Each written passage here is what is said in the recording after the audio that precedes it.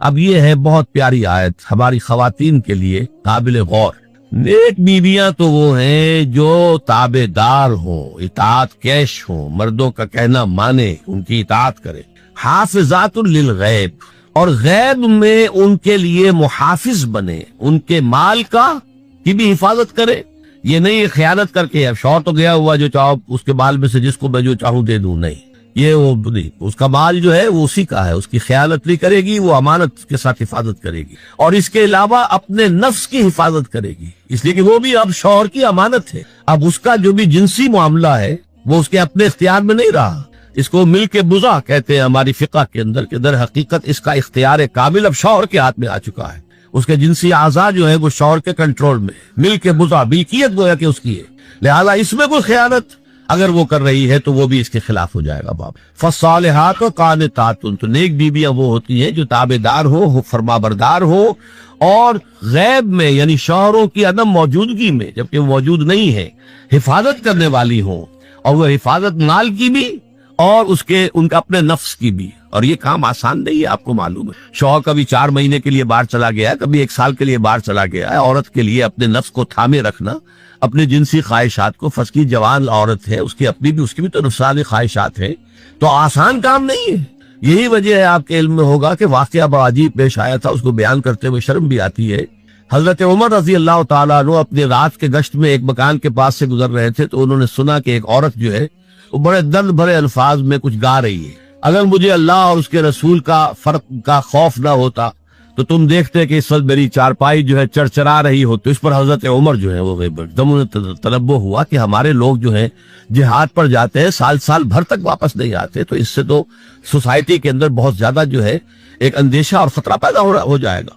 تو انہوں نے اب دیکھیے یہ بات بھی کہ دین میں کوئی شرم اور حیا اس معاملے میں نہیں ہے، کہ اپنی بیٹی سے پوچھا، حضرت حفصہ سے. اب وہ بیٹی بھی ہے اور ام المومنین بھی ہے، حضور کی اہلیہ ہے تو ام المومنین ہے، لہذا حضرت عمر کے لیے بھی ماں کے درجے میں ہے، اگرچہ ہے حضرت عمر کی صاحبزادی. کہ تم مجھے بتاؤ حفصہ، ایک عورت زیادہ سے زیادہ کتنے عرصے تک صبر کر سکتی؟ اور کوئی قباحت محسوس نہیں کی حضرت حفصہ رضی اللہ تعالی عنہا نے، کہ 4 مہینے. تو پھر انہوں نے یہ آرڈر نافذ کر دیا، کوئی مجاہد 4 مہینے سے زیادہ جو ہے وہ معاش پر نہ رہے، لازماً وہ آئے چھٹی لے کر اور وہ گھر پہنچے. آپ اس کی روشنی میں دیکھیے جو کچھ ہمارے ہاں ہو رہا ہے، امارات میں جو لوگ کام کرتے ہیں، سعودی عرب میں کام کرتے ہیں، باہر کے ممالک میں کام کرتے ہیں، جوان بیویوں کو یہاں چھوڑ جائے، پھر جو قصے ہوتے ہیں، جو سکینڈلز ہوتے ہیں، پھر جب وہ شوہر صاحب تشریف لاتے ہیں تو وہ دیور اور بیوی جو ہے مل کر اسے قتل کرتے ہیں. اس لیے کہ یہاں تو دنیا بدل چکی ہے، دیور کی اور بھابھی کے رشتہ کچھ اور ہی بن چکا ہے، لہذا وہ قتل بھی کرتے ہیں، مال بھی سارا لے لیتے ہیں. یہ ساری خبریں آپ اخبارات میں پڑھتے ہیں. یہ کیوں ہے؟ فطرت کے خلاف ایک طرز عمل آپ اختیار کر رہے ہیں. یا تو اپنی فیملیز کو ساتھ لے کر جائیے، یا یہ ہے کہ پھر یہ وقفہ کا جو ہے معاملہ زیادہ، میں سمجھتا ہوں اس حدیث کے بعد جو حضرت عمر کا فیصلہ تھا 4 مہینے کا، اس سے زائد جو ہے باہر سٹے کرنا، اپنے گھر نہ آنا، ایک اعتبار سے گناہ کے درجے کی بات ہو جائے گی. علیکم بسنتی و سنت الخلفاء الراشدین المہدیین، تمہارے ذمے ہے میری سنت بھی اور خلفاء راشدین جو ہے میری ان کی سنت بھی. اے مسلمان عورت، بطول بن جا، زہرا بن جا، اور اس عصر سے پنہا ہو جا، چھپ جا، علیحدہ ہو جا، تاکہ تیرے آغوش میں حسین جیسا بچہ پیدا. یہ پہلا ہے حجاب، سیگریگیشن آف سیکس. میں نے ضیاء الحق صاحب سے کہا تھا، کیونکہ ان کی شورا میں شمولیت کی میں نے جو ہے دعوت قبول کر لی تھی. مشورہ دینا ہے، میں اپنے مسجد کے ممبر سے بھی مشورے بھی دیتا ہوں، تنقیدیں بھی کرتا ہوں.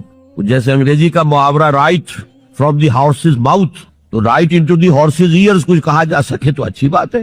میں نے ان سے کہا آپ نے PIA کو ڈرائی کر دیا، شراب بند کر دی، اچھا کام کیا، بہت عمدہ کیا. دنیا تو یہی کہے گی نا کہ دقیانوسی ہے، چلیے برداشت کریں. لیکن یہ ایئر ہوسٹسز جو جاتی ہیں کرو کے ساتھ اور 2 ہفتے باہر رہتی ہیں، یہ کون سے اسلام کی روح سے جائے؟ عورت محرم کے بغیر حج کو نہیں جا سکتی، محرم کے بغیر عمرے کے لیے نہیں جا سکتی، اور یہ قانون تھا پاکستان. میں نے کہا آپ عورت کو نہیں جانے دیتے حج کے لیے، حالانکہ وہ ادھیڑ عمر کی ہوتی ہے، عموماً بوڑھی ہوتی ہے. ہمارے یہاں جوانی میں کون کرتا ہے حج؟ بہت شاش. یہ تو آپ کو نظر آئے گا جاوا، سماٹرا، انڈونیشیا، ملائیشیا، وہاں سے جوان جوڑے نکاح کے بعد پہلا کام حج. ہمارے ہاں سے تو بڈھے ٹھہرے گئے ہوئے ہوتے، اور پہلے زمانے میں تو ان کو رخصت کر دیتے تھے کہ بس رخصت ہی ہو جائیں گے، یہ واپس نہیں آئیں گے. تو میں نے کہا یہ کون سا اسلام ہے؟ خاموش، چپ. میں نے کہا یہ ناشتے کی ٹرے اور کھانے کی ٹرے مرد نہیں رکھ سکتے صاحب. میرے خلاف باقاعدہ خواتین نے جلوس نکالے پاکستان میں جب میں نے پردے کی بات کی. گورنر سندھ کی بیوی جو ہے اس نے لیڈ کیا جلوس. میں طالبہ کیا کہ ان کی ٹیلی ویژن کے اوپر جو ہے ان کا سامنے آنا بند کیا جائے، لیکن ٹھیک ہے. بدا الاسلام غریبا ویسعود کما بدا فطوبی للغرباء. اسلام شروع ہوا تھا تو اسی حالت میں تھا کہ کوئی اس کو جانتا پہچانتا نہیں تھا. پھر جب اسلام غالب ہو گیا تو طاقتور کے تو سبھی دوست تھے، سبھی پہچاننے والے، لیکن ان قریب اسلام پھر غریب ہو جائے. تو جو اسلام کی غربت کے ساتھ خود غریب ہو جائیں ان کے لیے مبارکباد. اسلام کا دامن نہ چھوڑے، چاہے انہیں کہا جائے کہ یہ تو بڑے